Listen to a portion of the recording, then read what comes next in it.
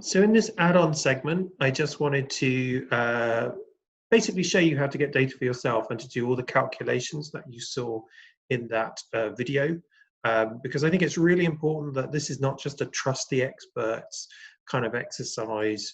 There's too many people arguing. I think it's really good to be able to get hold of data for yourself.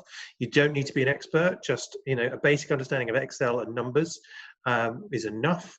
And then it doesn't actually take too much effort.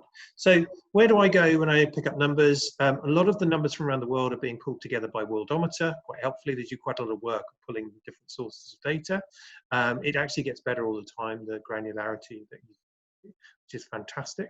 Here you can see the sort of landing page, worldometers.info/coronavirus.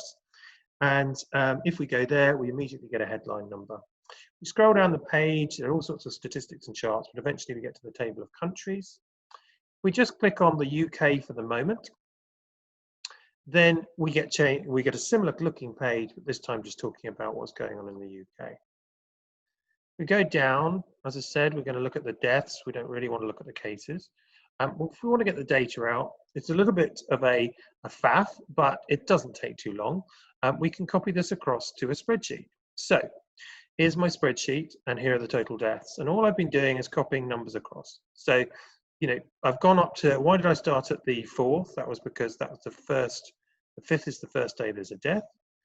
And then if I put my selection here, and then find where I left off, which is the 14th, I can now copy the numbers into this sheet relatively easily, and we can see the total deaths piling up each day inside of the UK.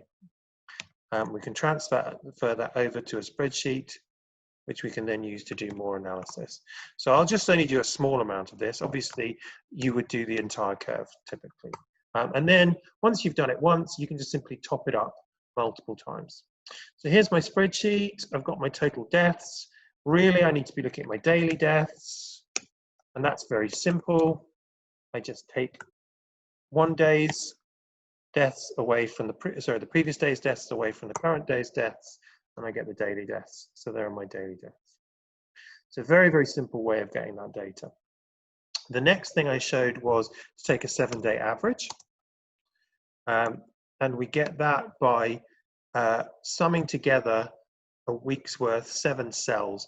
Now what we need to do is to go down at least 4, so to this cell here, so that we actually have the number of cells to average, otherwise we won't have that. So by using a technique like this, we do lose the very start of the curve of the data. But to be honest, the reporting back right at the start is very scarce. There's not a lot of data, so you're not really missing much. And I wouldn't ever try and do an analysis on so few data points. So we can immediately see now we've got a 7-day average, adding together all of these. We can now just drag that down and get a list. It'll be a little bit short at the bottom because I haven't filled in the bottom of the data.